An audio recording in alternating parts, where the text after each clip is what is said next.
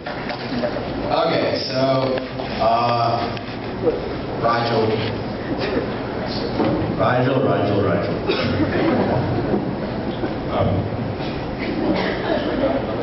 Okay, so my favorite story of Rigel is probably sophomore year when we were partners. All of his success was because of me, because we were partners.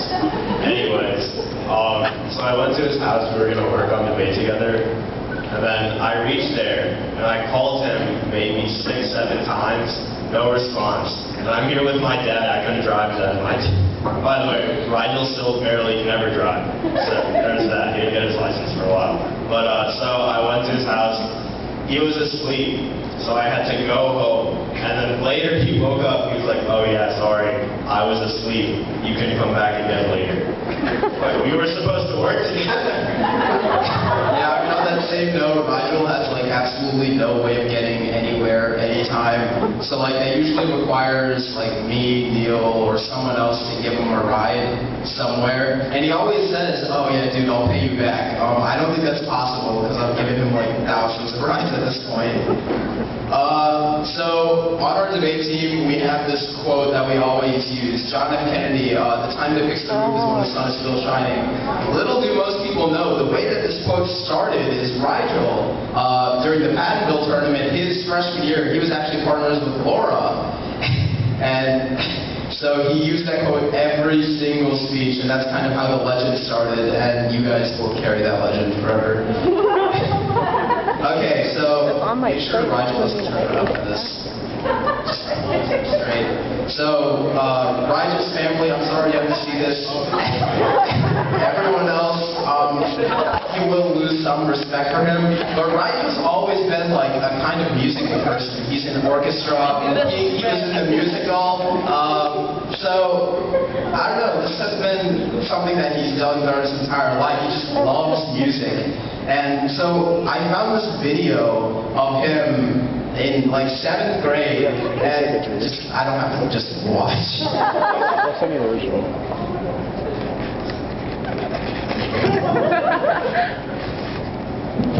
Oh yeah, it's embarrassing for everyone involved, not just Ryan.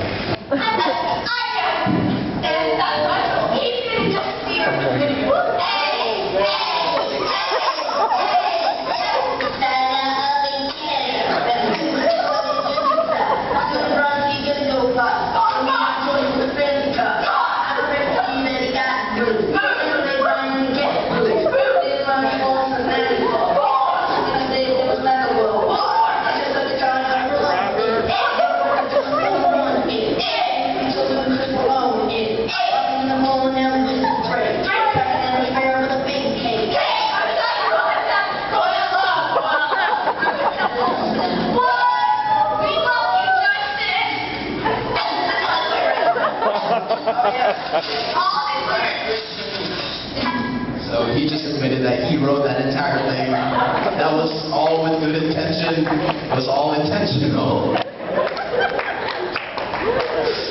So yeah, Rigel likes music. Rigel really likes this show called Community. So if you name like an event in one of the episodes, they'll tell you what season it's from, which episode it was, and what the name of the episode is. So that's pretty cool.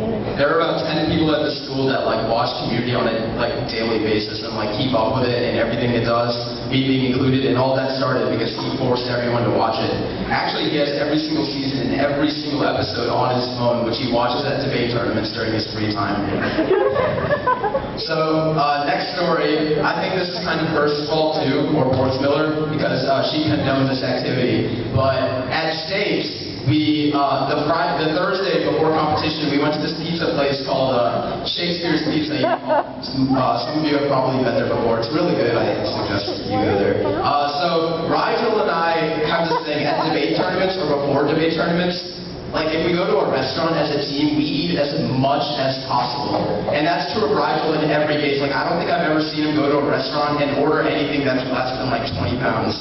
So we ordered this like pizza like this big. It's huge. It's meat lovers pizza. It's like 4 inches high of like every kind of meat imaginable. And we eat the entire thing. And everyone there was motivating us throughout the entire thing. Hers towards the end was like, yeah, I mean, you guys are already this far. Might as well finish it. So that was all fine. We were still feeling pretty sick. So Rigel and I, we had this entire room to ourselves, and it was this huge room. So we're done talking at like 11:30. All the lights are off. We're sleeping, and then it's like 1:30 a.m. We haven't talked in like 2 hours, and I'm just like, Rigel, are you awake? And he's like, yeah. And I'm like, I can't sleep. My heart's beating too loud. And then we both kind of start yelling. And then it kind of scarred us forever. And we were like, that's not a good decision. That was not a good decision, but I mean, I would do it again. Rigel, would you do it again? Yeah, absolutely. I would do it again. From freshman year, I believe it was, Rigel started the Parkway West curling team. But he started this team. He got everyone's t-shirts with the names on the back, all the championships we won, all of that. Completely followed through with this. I still have the shirt. Basically, he starts this whole curling team, convinces everyone that Parkway West has this amazing curling team. Doesn't exist. In addition, like another example of him just lying in every like occasion possible, his siblings are here. Lawson, Kyron, Kent. He convinced like everyone for a long time that he had 12 siblings, that his family comes from Australia. I'm serious. This kid that graduated last year, Andrew George, he believed he was Australian, like to the point of his graduation. Like Rigel is a very good liar. Alright, final thing, Rigel has a knack for like photography. He's a very good artistic person. So one of his albums is just pictures of Amos sleeping. Like he goes on a lot of trips with Amos, and they just get pictures of Amos sleeping the entire time. So here's some of the pictures. There's one. It's not one of them sleeping. There's another. There's the last one. So, yeah, I mean, overall, Rigel was a pretty funny kid. He's been a good friend for 6 years. Same for Neil. Overall, yeah, same thing. Good person, funny, lies a lot. You're my friend.